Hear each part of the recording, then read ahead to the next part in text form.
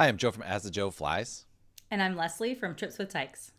and welcome back to Disney Deciphered. Happy New Year, everybody. We hope you and your family had a restful holiday and are ready to tackle 2025 in the Disney theme parks, Disney Cruise Line, all that. And hopefully, you'll take us along for the ride for the year. We're going to kick the new year off with our typical when to go to Disney World in 2025 episode, because it is 2025 this year. It's going to be a little bit different this year. I mean, we kind of try to mix it up so that it's not the same format every year. So we're going to try something a little bit new. Before we get started, though, Leslie, it is a new year. So why don't you just talk a little bit about how people can support us? And I think we have some people to thank for supporting us over the holidays. That's right. If you want to support the podcast, you can go to patreon.com/Disney Deciphered. And there we have lots of options for you to support one-time donations, recurring support that give you all sorts of bonuses, including access to our Facebook group, which has been a lot of fun. That community is really vibrant. It's been growing, more active. So that's one of my favorite places to be on the internet these days. So thanks so much to our newest supporters. We have Shelby K and Megan who have joined the crew, and we have lots more fun planned for 2025. So thanks again to everybody. We couldn't do this without your support and couldn't have done it certainly this long without your support, and hope to keep doing it for a long time.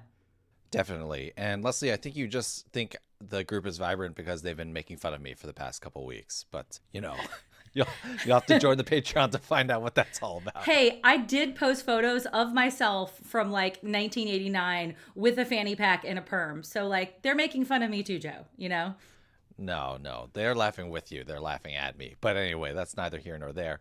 Okay, so let's get to it. Now, Leslie, just by way of anecdote, I thought we could start things off by saying I had a client email me a couple weeks ago or a month and a half ago by the time you're listening to this, and they were like, my wife read an article about how 2025 is not the time to visit Walt Disney World. And I, of course, being an intrepid journalist, I put that in air quotes, was like, well, where'd you get this article? Leslie, it is from a clickbaity site. So where would you guess that article was from? Insider?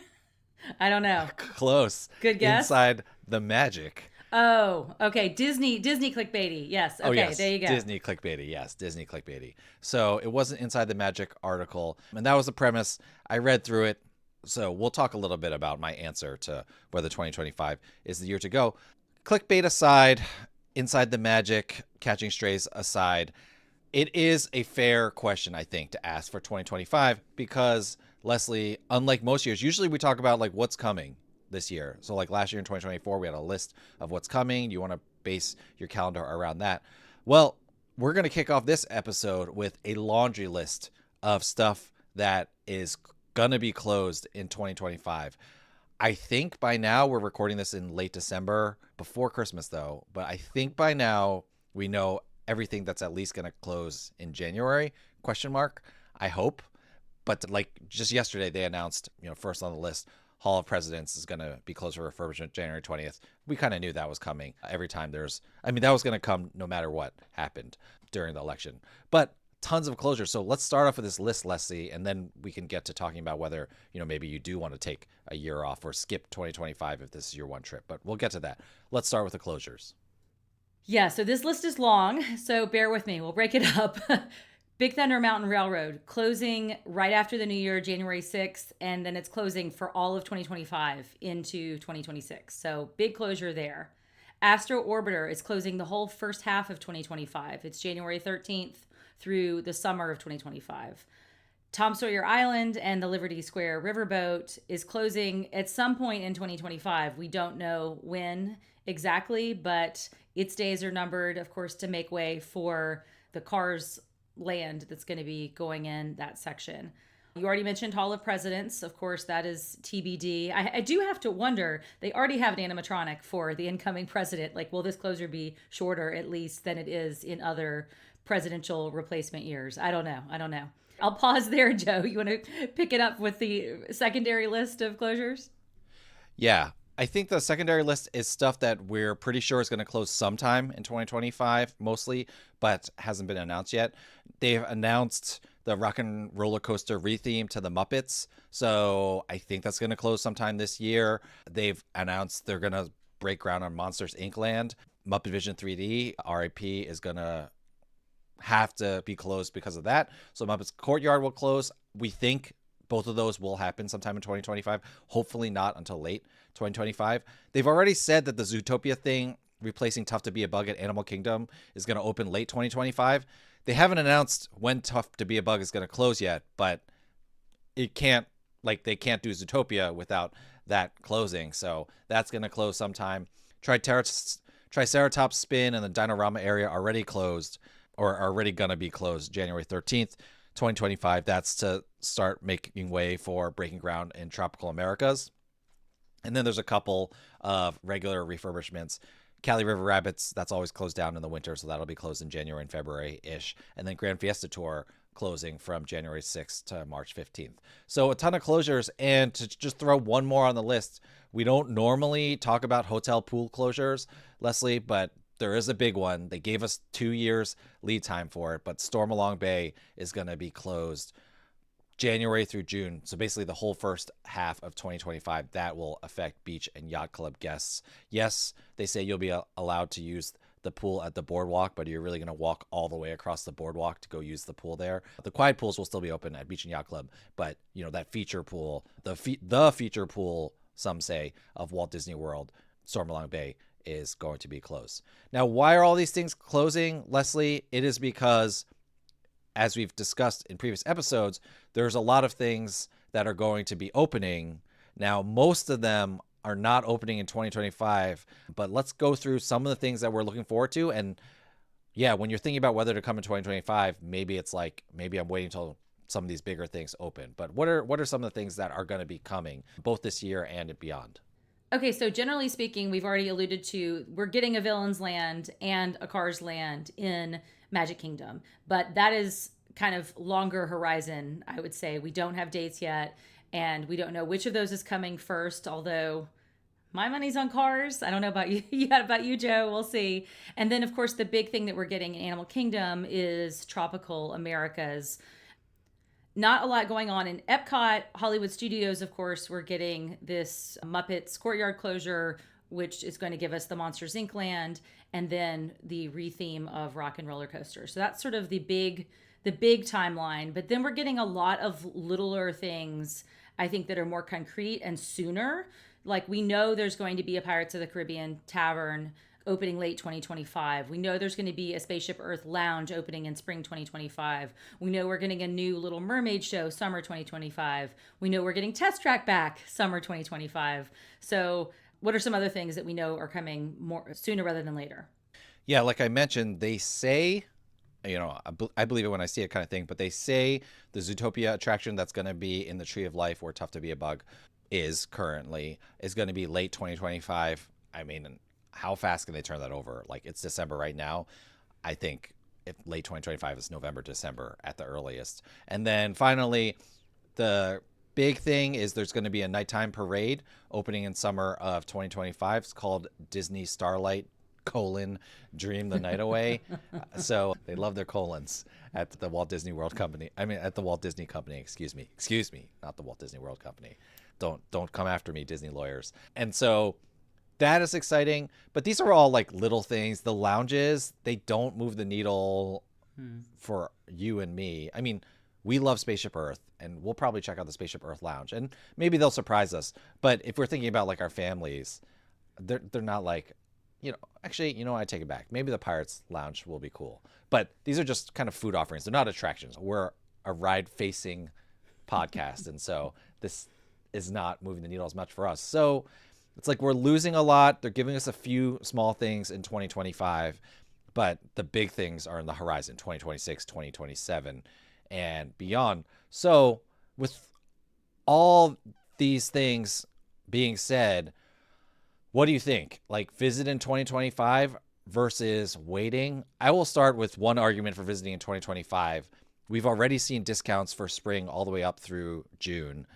I think that we're just going to keep seeing discounts. For those of you who visited in 2024, hopefully you booked a bounce back discount. The bounce back discounts have been really good for 2025. I do think because all these things are closing, demand will be muted because of that, and that could make it a more affordable, in gigantic air quotes, but affordable for Disney vacations in 2025. So that's one thing I'd put in the pro column. But what do you think between visiting in 2025 or waiting, or where do you fall on that?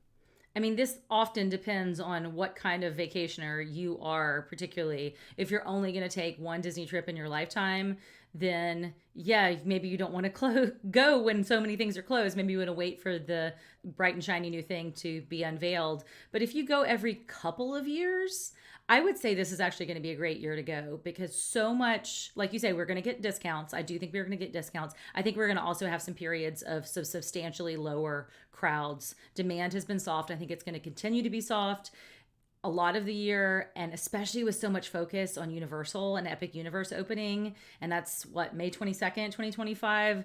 Disney is going to lose a little bit of its groove, and that is to the benefit, I think, of the Disney traveler. So I'm bullish. I'm bullish on 2025. Yeah, I think the other thing I would say is you have to kind of know your family. It is going to be a marginally diminished experience. I mean, for sure, like not having Big Thunder, not having, well, Dino Land, it's fine. You'll be fine without Dino Land being there. But, there are big things that are going to be closed.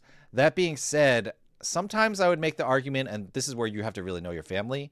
Even if it's your once in a lifetime trip, maybe budget is more important, and then those discounts will end up helping out. Because I promise you, once these things open, we're going to see less discounts. Even if we see discounts, they'll be a little bit tamer or like smaller. And so you're not going to get as much of a discount. And so you have to factor that in. Also, remember, if you don't go all the time, or if you're going once in your life or twice in your life, you kind of don't know what you're missing.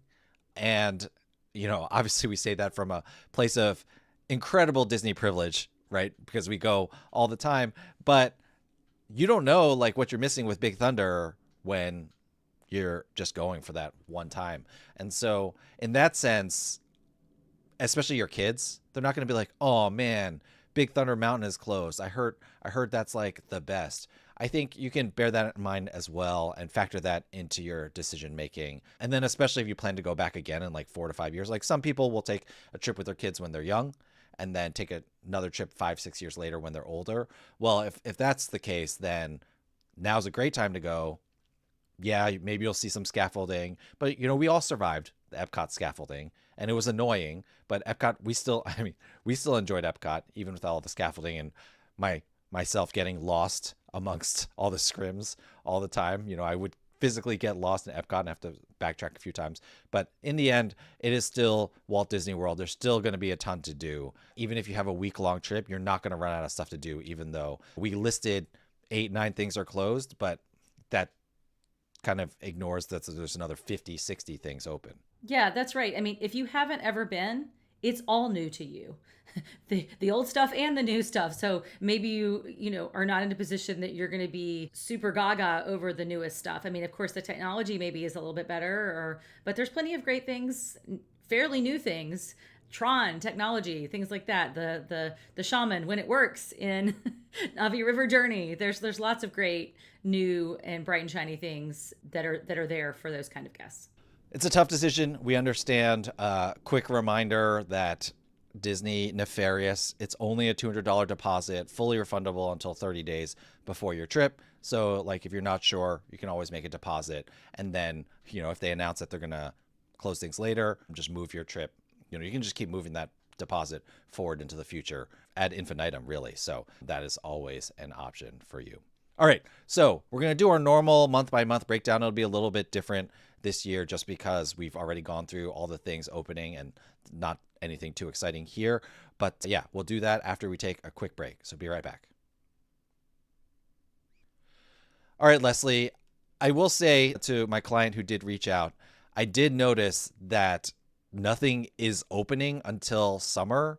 So I feel like before we go month by month, we should note that the earlier half of 2025, that's when it's going to feel like the most things are closed. Even if, at some point it does become death by a thousand cuts. There's a lot of small things being closed, and you may feel like you're missing out a little bit. I think one of the big things is Test Track coming back this summer. That is going to make Epcot feel much.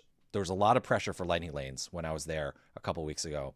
I think that's going to really help at Epcot. So let's put that out there to start with, and then let's go talk about, let's talk about the year and see how things look to help people decide when might be a good time to go. All right, well, I'll start with January and February. And of course, that's when the marathon happens at the early part of the year. And then you've got back-to-back long holiday weekends. You've got MLK in January, and then of course you have President's Week in mid to late February. And then February, you also have a lot of cheer and dance competitions. So those are something you got to consider on the calendar.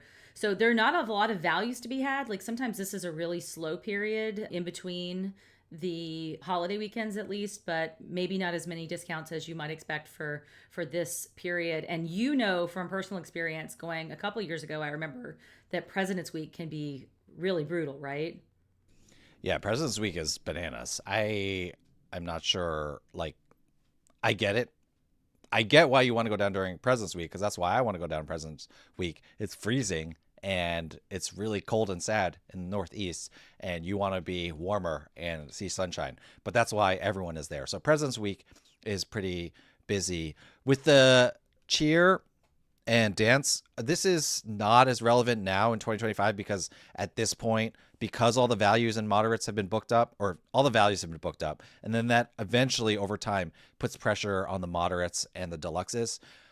However, if you're thinking January 2026, which of course you can't book right now, but just something to bear in mind for the future, I do think that when all the dance competitions are in town, that's a good time to get a deluxe resort, especially when they have it on a discount. Like the second they release the winter discount, try to grab a deluxe resort because the rates are low, because the rates are priced for cheaper time, like for a lower demand time.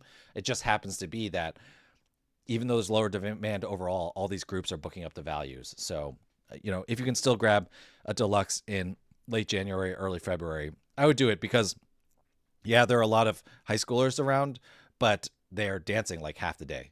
So, they're not putting as much pressure on the parks, even though there's more people in the Walt Disney World area in general. All right, Leslie. So spring break is a little weird this year. Easter is April 20th. And what that does typically is it really spreads the spring break crowds out between March and April. I do not know enough of the school calendars in the United States of America to know this. I will tell you that they're definitely, every time this happens, there's always 1 week where it just happens to be very few people have spring break. I'm guessing it's going to be in March this year or maybe early April. So you could get really lucky. But even if you don't get really lucky, the crowds are spread out. So none of the spring breaks feel as crazy as they do when, the worst case scenario is spring break is the third week of March, Easter's that same week, and the entire Eastern Seaboard is off at the same time. Yeah, this does spread things out. I really do like it from my perspective, although it means my kids don't have the same spring break because we've got one in Catholic school tied to Easter and one tied to just a reasonable spring break, which is usually the first week of April. But a lot of people, I think the Southern schools usually tend to have their spring breaks in March earlier because they do let those kids out by Memorial Day weekend usually. So that is sort of the demand locally is more in March, and then it's New England and beyond in April. So it will spread folks out, and hopefully that also means there's some deals to be had. We're actually seeing this at Disneyland too because of the spread out. Some of the deals continue until the end of March, which is kind of crazy. So yeah, take a look there, but you won't know what the quiet week is until you're in it. So sorry, I wish we could give you the heads up as to which week in March and April to go, but I don't think we're going to be able to do that. Yeah, I will say that I am pretty sure that the week before Easter is going to be rough. Massachusetts, we got Patriots Week, this weird week. We always have this week off in April. If you're coming from Massachusetts, that is going to be the week starting the Sunday of Easter. I actually don't think that'll be that crowded because it's mostly just Massachusetts who has that week off. The week before that, though, any school district that wanted to tie their spring break to Easter, they don't want it to go super late. And so they're going to end their spring break with Easter and also like sneak Good Friday into there. For those of you up here in New England, we got Good Friday leading into Patriots week. So we get an extra day on our spring break. So that's always good. Quick shout out to Shannon Albert at WW Prep School. She does pay attention to the schools and she looks up like, I don't know, the 5 to 10 biggest school districts and checks when their spring breaks are. I just took a quick look at her crowd calendar and she basically agrees with us, like March through the beginning of April. It's like solid moderate to high crowds, but nothing like crazy just because everything's going to be spread out. But do give her a click. We'll put the link in the show notes. As we have mentioned or alluded to a few times, we no longer trust Google, so we will send you the direct sources when we can. So shout out to you, Shannon, although I know you don't listen to any other Disney content besides your own, which all respect to you, Shannon. Okay, so moving on. I think May and June. Oh, sorry. I looked up some numbers. I did want to point out that in March and April, there are some deals to be had under the discount that I alluded to before. So I did want to throw out some quick numbers. March 16th to 21 to the 21st, pre-tax. All Stars is $147 a night.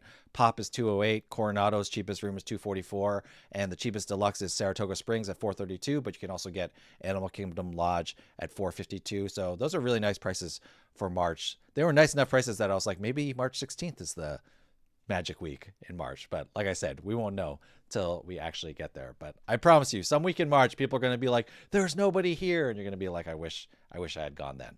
So good luck with that. Okay, May and June. I think there's going to be lower crowds this year. In general, May has lower crowds and it like picks up as schools start to get out in mid-May and stuff like that. But like we said, Leslie, since there's so much stuff opening this summer, I feel like some families, they're going to hold out a little bit, and May and June will be even quieter than they normally are, just because unlike other years, like these families, again, if you're a family that doesn't visit often, it probably doesn't matter. But there are lots of families that go every single year and they go as soon as school is out. But that means they also know that, hey, Test Track's not opening till say late June, June 30th, July. Maybe we just go in July this year. And so I think in general, May and June are going to be quieter this year. Yeah, I agree. And if you get to the point where you're looking at going late May, early June, it's already blazingly hot. And so what's a few more weeks if it means like a lot of rides are open? So I think a lot of people will make that calculus. So let's talk about going into summer. I mean, we've talked about this the last couple of years. I mean, summer is no longer peak season at Walt Disney World because so many people don't want to deal with the heat, and people are willing to pull their kids from school other times of year and try to get a deal, et cetera, et cetera. So the prices are not top tier. I mean, they're still higher than sort of maybe average, but they're not blazingly expensive, but it is blazingly hot. So just be prepared for that. If you're brave and you do want to visit Disney World in the summer, you can listen to episode 332, Why Visit in the Summer.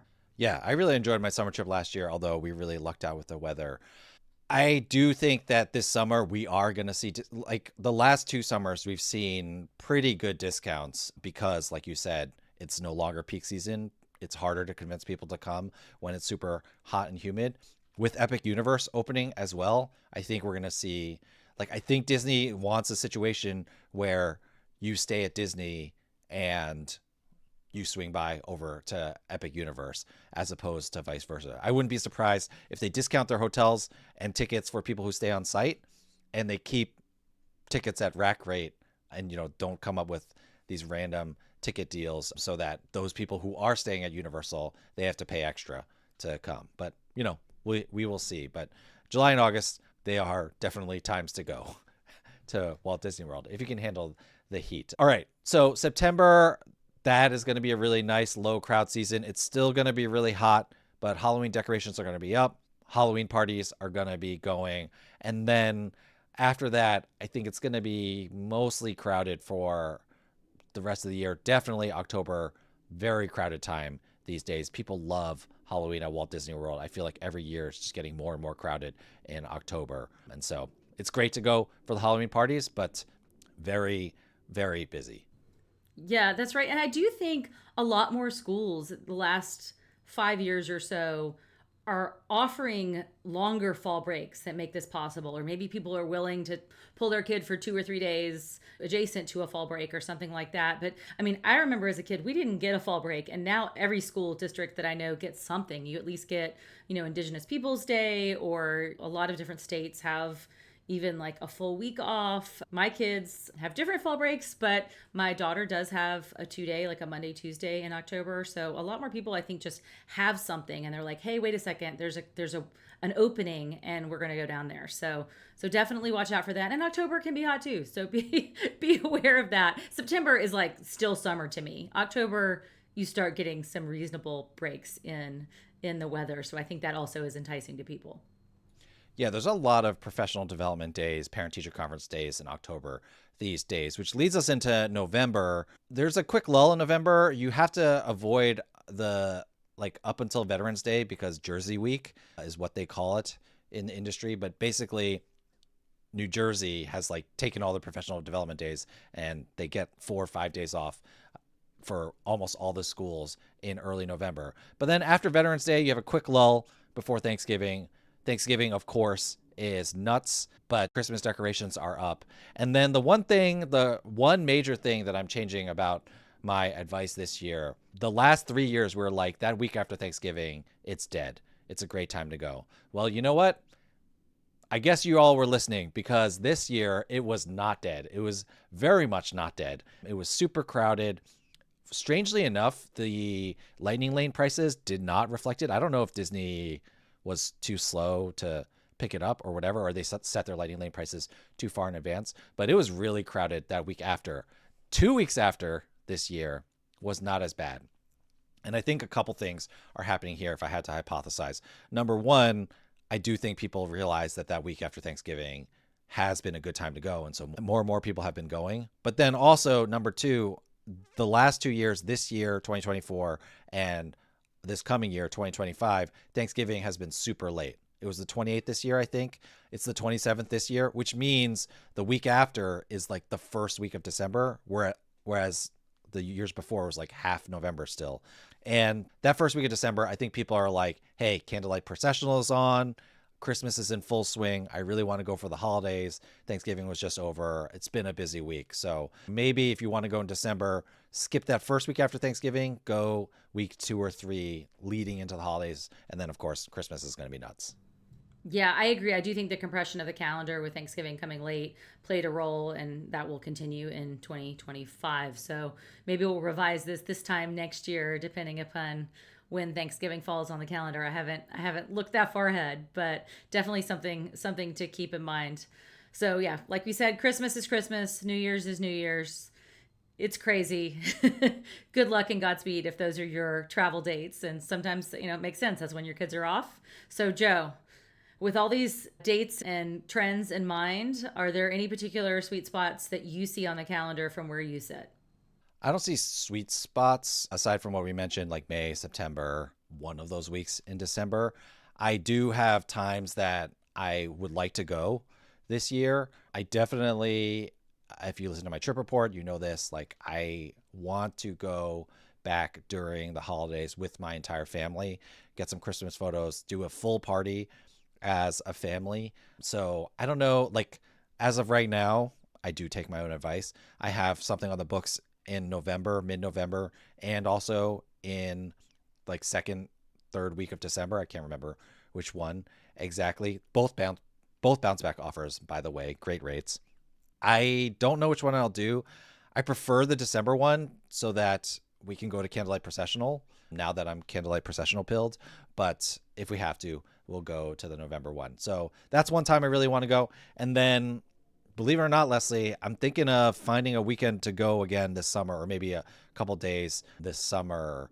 I just had a great time last year, and like some kids are going to be at camp, and then who knows what's going on, but it might be fun to hop down for a few days. So I'm looking at the summer because, of course, I always go in January for Travel Missions annual retreat, and then we have a Disney cruise in February. So we're probably not going to get back to Walt Disney World until I might try to sneak in a trip in May, but that might just be me. So if you were to go to Disney World in 2025, where would you be targeting? So, of course, with my whole family, we were tied to the school calendar pretty heavily. So, the times that I think like I see as the sweet spots for me, my family could not go. But I if I was going to go solo, I would look at that last week of February, like the lull between President's Week ending and spring break starting. That actually would be a great little sweet spot. Like if I just needed to go and see what's going on in Disney World. I don't think I'm going to do anything that soon. And I also just look at May, and we talked about that being a sweet spot. And I do think that Epic is going to consume all the air in the room, so that's going to turn folks away from Disney. If I'm going to take a trip with my family, believe it or not, I'm going to take it in like the second week of August before my kids have to go back to school, but after some of those southern schools have gone back for, because they a lot of them start like July 31st or something like that, which is crazy. So that's going to kind of be the sweet spot. I hate going in summer, so famous last words. I don't think I'm going to do it. but if I'm willing to suffer, that would be the space that would work for my family, I think. Those are all great times to go. I think in general, whenever, usually it's just whatever works best for you. And so try to find a time that works for you, but usually you're just going to be beholden to the kids' school schedules, and that's totally understandable. But if you have flexibility, hopefully our little breakdown helped a little bit. All right, Joe. Well, let's close this out with our traditional Disney do or don't, our first for the new year. What do you have for us? All right. So we've alluded a bunch of times. There already are discounts. We think there'll be more discounts. Who even knows what Disney might come up with?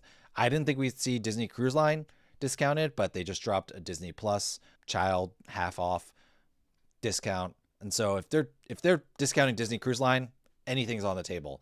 They might even discount tickets. Who knows? Maybe we'll see one of those 4-day tickets. So the bottom line is the Disney do is keep checking your reservations.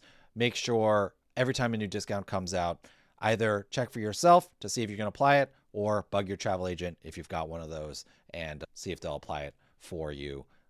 It's always subject to availability, but I think the other thing I would say is definitely be flexible when a discount comes out. Ask yourself or your travel agent. If I'm your travel agent, you can ask me. Be like, hey, I'm staying at Coronado, but is the discount available for Riverside, French Quarter? Like within your same hotel level, see if you can find something else. Usually you can dig something up, and I think there'll be a lot of discounts to be had this year. So go ahead and take advantage of those. Agreed. All right. Well, that does it. We do hope that if it's in your plans, you and your family have a wonderful time at Disney in 2025. As we mentioned at the top, we hope you keep it locked here at Disney Deciphered. We have a lot of exciting content to come in 2025, we hope, starting with wrapping up stuff for my trip report that happened in 2024. But yeah, we just at the beginning of the year want to thank everyone again for listening. If you're new here, thank you for checking us out. We hope you stick around. Leslie, if people want to find your written work and not your voice or face talking, where can they find you on the internet? I am tripswithtykes.com and at tripswithtykes everywhere on social media. And where can folks contact you, Joe? You can contact me at AsAJoeFlies on social media, Joseph Chung at Travelmation with an M as in Mary, .net with an N as in Nancy. That was too confusing. Joseph Chung at Travelmation.net, Mation with an M as in Mary. But yeah, if you're looking for any Disney help, please feel free to reach out. Really botched that pitch there, Leslie, but we do want to thank all of you for listening to this episode. Thank you, everyone, for taking the time to listen to us. And other than that, Leslie, thank you for taking the time to talk to me. And I will see you scouring your calendar for a time to get away from your family and get to WW on your own. Thanks, Joe.